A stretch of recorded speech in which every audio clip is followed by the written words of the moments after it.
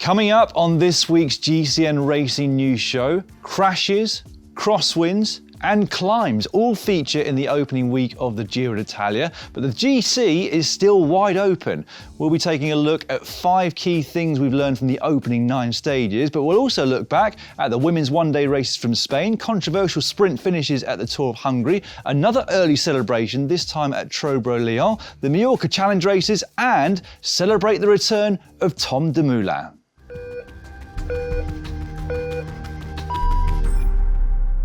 First up though, what have we learned from the first week of the Giro d'Italia? Well, number 1, Egan Bernal is back, and his back is holding up. The Colombian came into the race as Ineos Grenadiers co-leader with Pavel Sivakov, but you'd imagine he'd be their sole leader by now, even if the Russian hadn't crashed out on stage 4. Bernal has looked back to his best, and certainly the most sprightly and in form of any of the GC favourites. On stage 4, he bridged across to an attack by Mikel Landa and he made that look easy. On stage 6, he gapped a lot of his key rivals in the GC on the climb to the finish despite a headwind. And then yesterday, he took the stage win and the leader's pink jersey.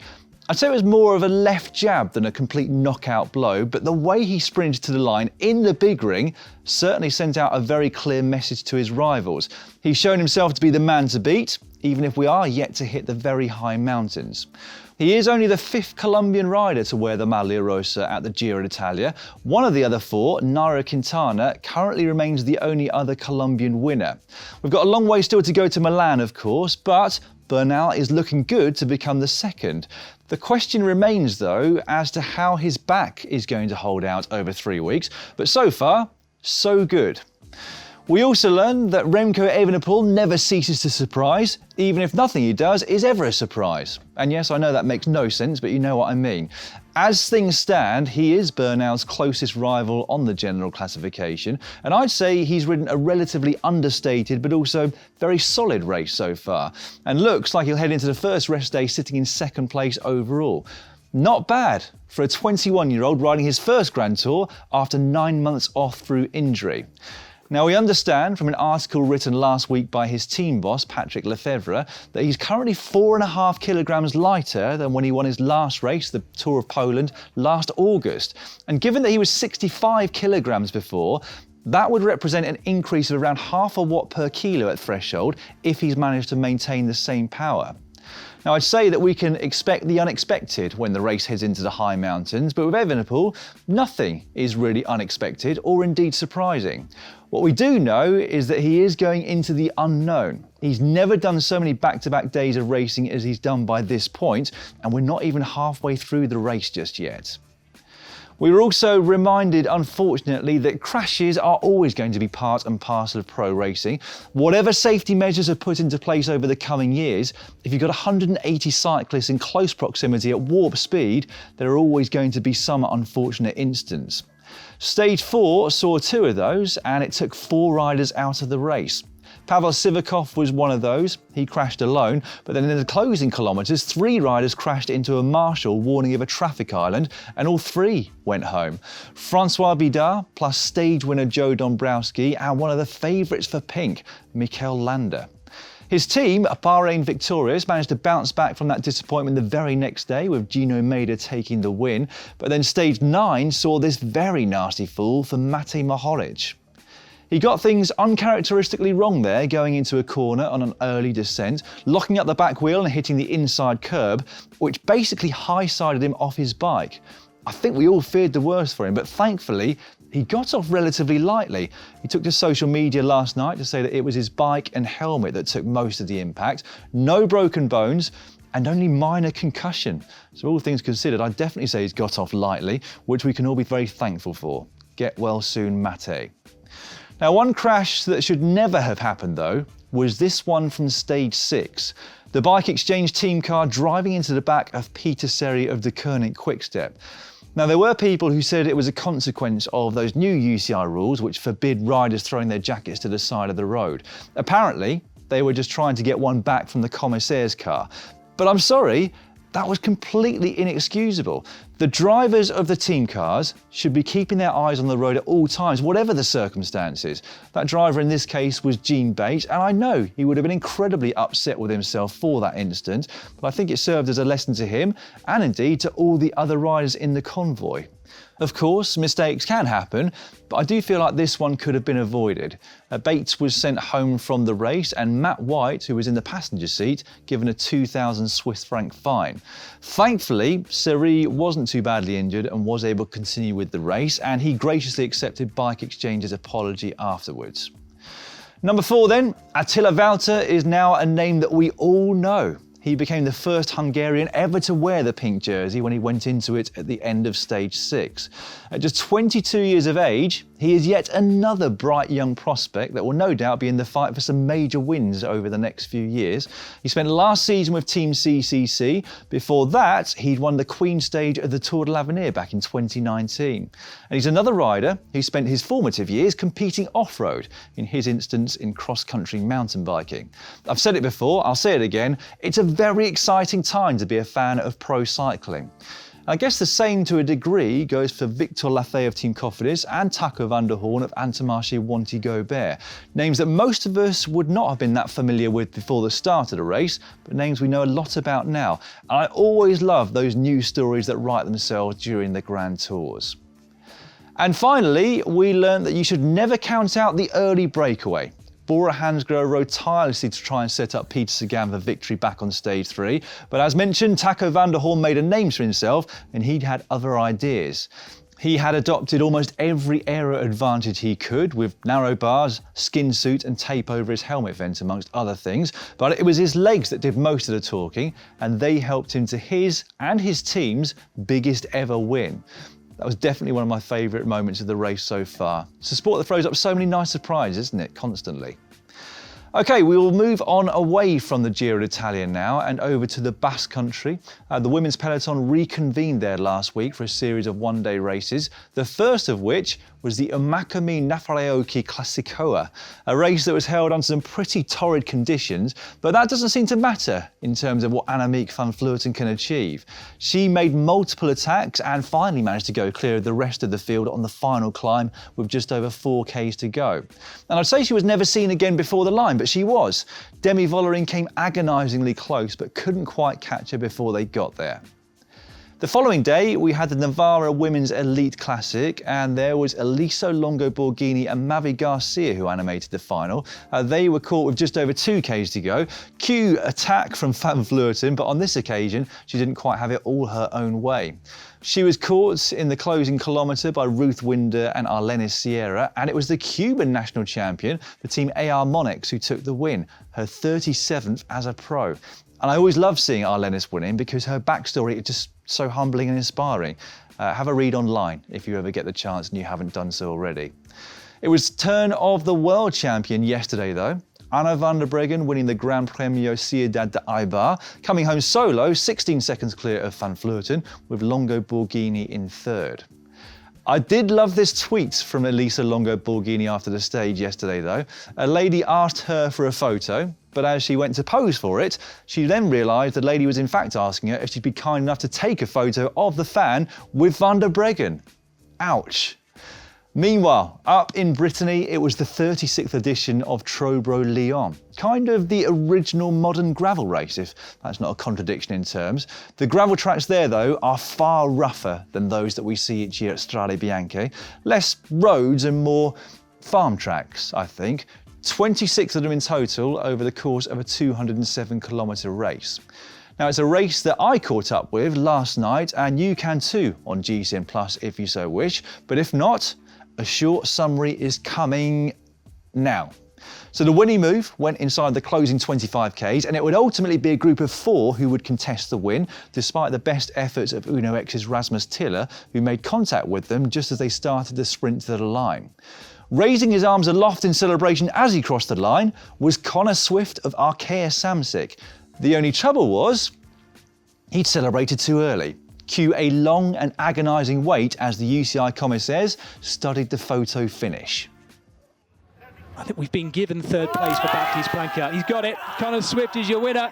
Biggest win of his professional career. You can see what it means to the Yorkshireman.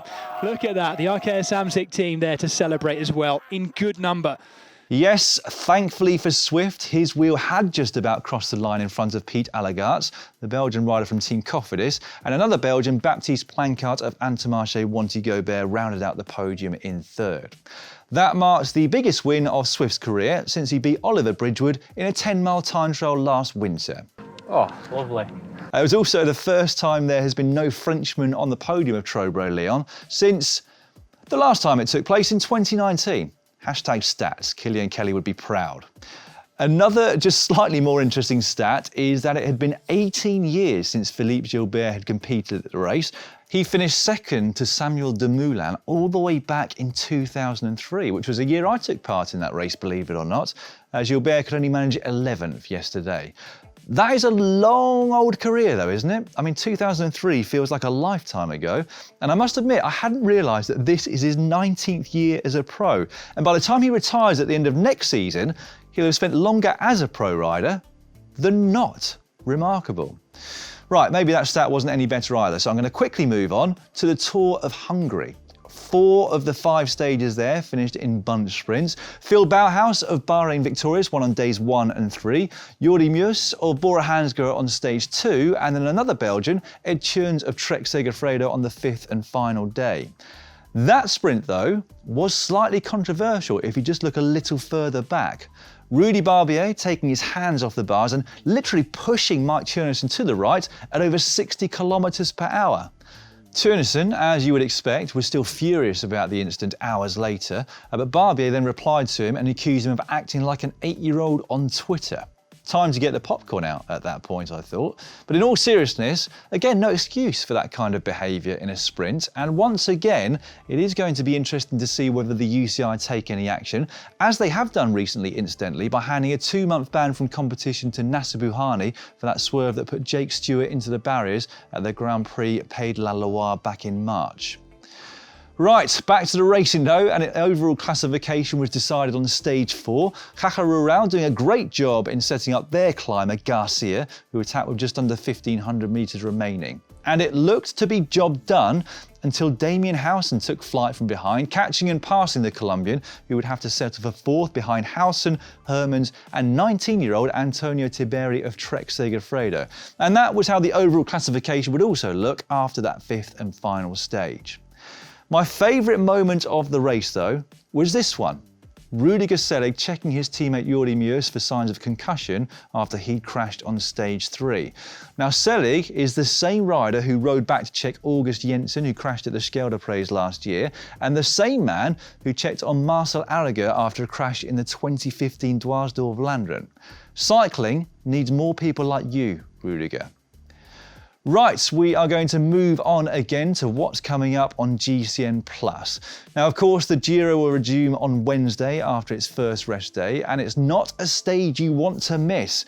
The Strade Bianche stage to Montalcino with 39 k's of gravel road in the final part of the stage. Beyond the Giro d'Italia though, we also got plenty of other racing again. Wednesday also marks the start of the Vuelta a Andalucía, where we'll see the likes of Lopez, Hayter, Christoph, Pedersen, Cavendish and Greipel competing. Van der Breggen and Van Vleuten will be back in action at the Vuelta a Burgos Feminas, starting on the same day. And then on Saturday, we've got the Tour de Finistère. Sunday, the Vuelta a Murcia. And then on Monday, it is the Mercantour Classic Alpes du Maritime. Now, due to the sheer volume of racing we've got going on at the moment, I'm afraid there will not be short highlights available for those races, but we will have them available on demand for you to watch at your convenience. As ever, territory restrictions do apply, so please check what's available where you are. Meanwhile, Pippa York will be our guest on the World of Cycling sofa this week. The next episode will be out tomorrow, Tuesday, so as to give you something to watch whilst the Giro takes a 1-day break. Sai and Pippa will be looking back at the best of the action from the first week of the Giro, amongst other things. And stay tuned tomorrow for the UCI Track Champions League official launch and presentation. Chris Hoy will be right here in this very studio talking about this brand new event with Orla Chenouille. And you'll also hear from the other event ambassador, Christina Vogel.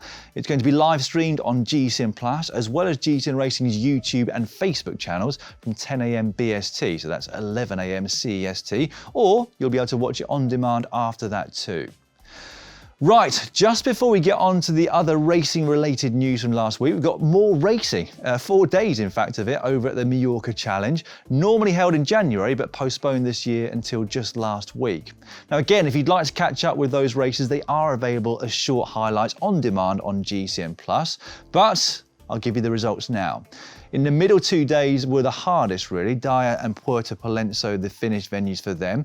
They were won by Jesus Herrada and winner Anacona respectively.